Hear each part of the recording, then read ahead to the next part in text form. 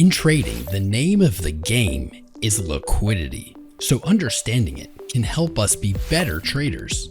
In this video, we'll go over internal range liquidity and external range liquidity. And after watching it, you'll know exactly how to trade using this concept.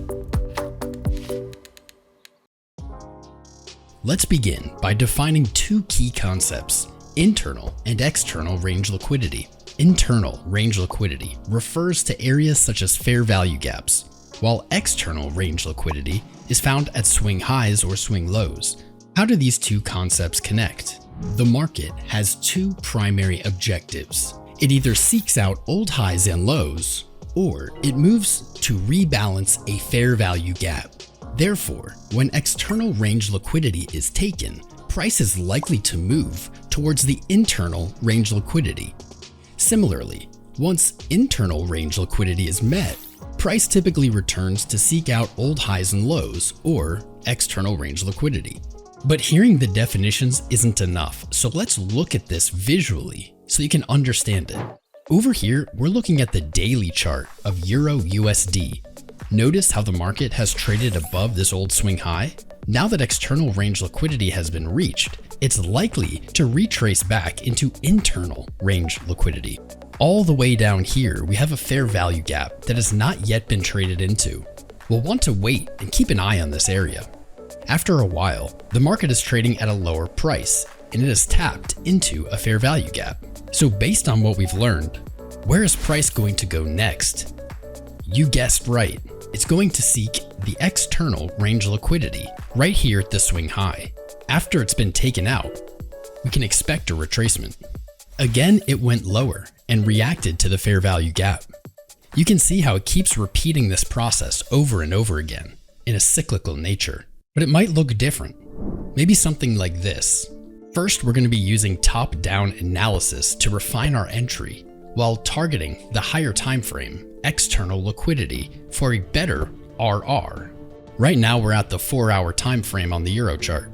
Here we can see the market is making lower highs and lower lows, and it's trending down. Now, you might notice this large fair value gap here that has not yet been traded through. We should first wait for it to retrace back to this area before entering a short position. So after a while, it did end up going back to our fair value gap. But we don't want to just enter a short position based on this. So we're going to zoom into a lower time frame to see exactly what's going on. Let's hop down to the 15-minute. Once you're here, you want to identify if there are potential signs of reversal. So here we see the market ranging for a while before it finally swept swing highs and broke down lower. This is a shift in our market structure, and we'll be looking then for short opportunities. It ended up creating two fair value gaps to the downside. Now, which one should we keep an eye on? To make things easier, we'll use our fib retracement tool to see the premium and discount area. So here we see the upper fair value gap falls within that premium. We can enter or wait for one more break of structure just to be sure.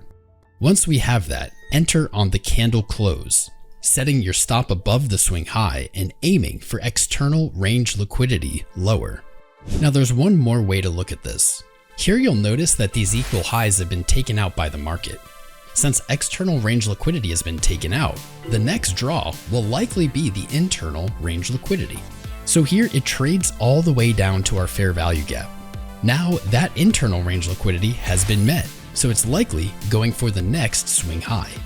And now it's done just that, going all the way back up, leaving behind new fair value gaps that are again likely to support price to move higher.